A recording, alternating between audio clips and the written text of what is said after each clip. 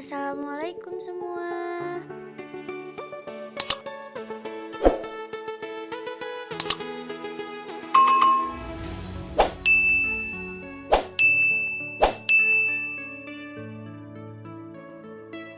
Assalamualaikum warahmatullahi wabarakatuh. Video kali ini kita akan sedikit menjelaskan tentang pergaulan remaja di zaman sekarang. Manusia diartikan sebagai makhluk sosial karena manusia tak lepas dari orang lain.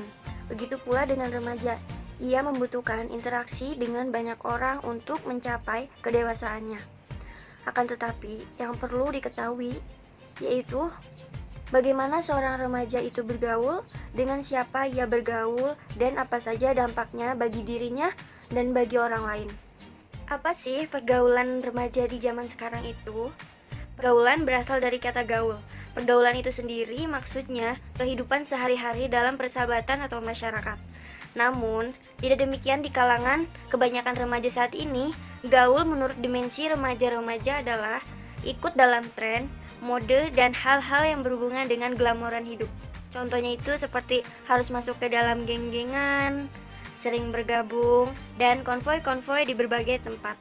Pergaulan remaja dibagi ke dalam dua aspek, yaitu yang pertama pergaulan remaja yang sehat dan yang kedua pergaulan remaja yang tidak sehat.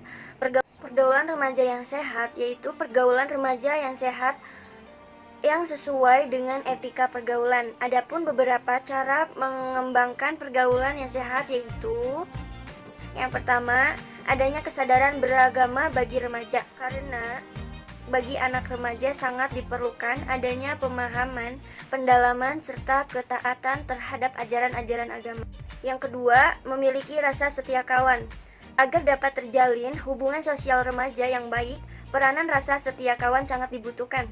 Sebab kesadaran inilah yang dapat membuat kehidupan remaja masyarakat menjadi tentram. Yang ketiga itu memilih teman. Maksud dari memilih teman yaitu untuk mengantisipasi agar kita tidak terpengaruh dengan sifat yang tidak baik atau sehat. Walaupun begitu, tapi teman yang pergaulannya buruk tidak harus kita asingkan, melainkan kita tetap berteman dengannya. Akan tetapi kita tidak mengikuti apa yang tidak perlu kita ikuti. Yang kelima yaitu laki-laki dan perempuan memiliki batasan-batasan tertentu. Karena sebaiknya remaja harus menjaga jarak dengan lawan jenisnya agar tidak dapat menimbulkan hal-hal yang tidak diinginkan. Yang keenam yaitu menstabilkan emosi. Jika memiliki masalah, kita tidak boleh emosi.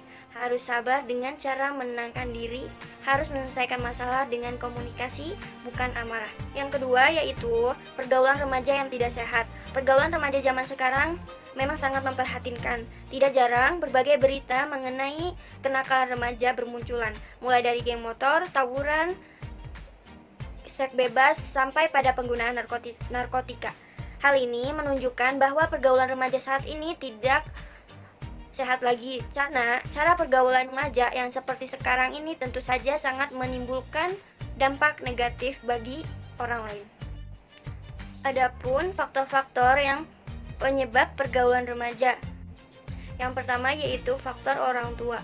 Karena para orang tua perlu menyadari bahwa zaman sekarang itu telah berubah. Adanya sistem komunikasi, pengaruh media massa, dan kebebasan bergaul dan modernisasi di berbagai bidang. Yang kedua itu sekolah. Karena sekolah pertama-tama bukan dipandang sebagai lembaga yang harus mendidik siswanya menjadi sesuatu, tetapi sekolah terlebih dahulu harus dinilai dari kualitas pengajarannya. Dan yang ketiga yaitu faktor lingkungan.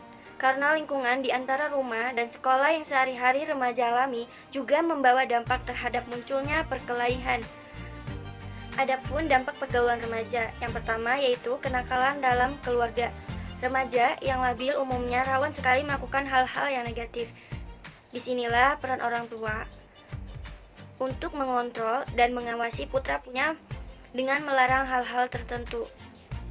Dan yang kedua yaitu kenakalan dalam pergaulan. Dampak kenakalan remaja yang paling nampak saat ini yaitu dalam hal bergaul. Sampai saat ini masih banyak para remaja yang terjebak dalam pergaulan yang tidak baik.